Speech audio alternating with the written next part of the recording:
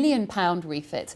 Troops will now have access to improved family and individual living quarters at the Royal Artillery in Woolwich, which still retains its Georgian facade.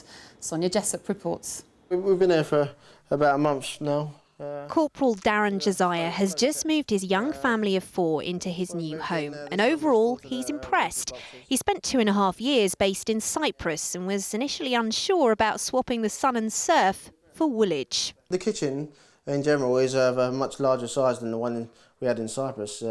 This is the revamped family housing at the barracks, part of a £50 million makeover to accommodation. And yeah, we've got a lot more space. We only have 2 bedrooms in Cyprus for us 4, so we were quite compact, you know, and now we've got 4 bedrooms, so we're really happy with that. The Army describes it as making homes fit for heroes, something some soldiers say is about time. In recent years, there's been much criticism over the standard of Army homes across the UK, with many branding them a disgrace. I think what these blocks show is that the Army takes its commitment to the soldiers' welfare very seriously. What we've got here is modern accommodation that the guys can feel proud of. They can treat it more like a home. It's not the old barracks that we always used to hear about. And I guess the bottom line is that nowadays, if we're asking soldiers to put their life on the line in Afghanistan or in other places, that the least we can do is give them a nice place to live.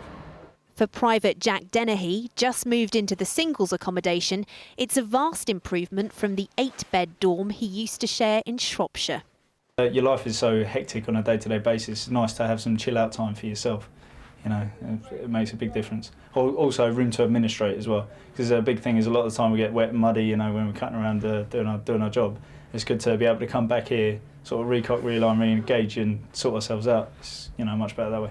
The project also marks a new phase in the history of Woolwich Barracks. Just a few years ago, it was under threat of closure until the decision was made to sell off Chelsea Barracks instead.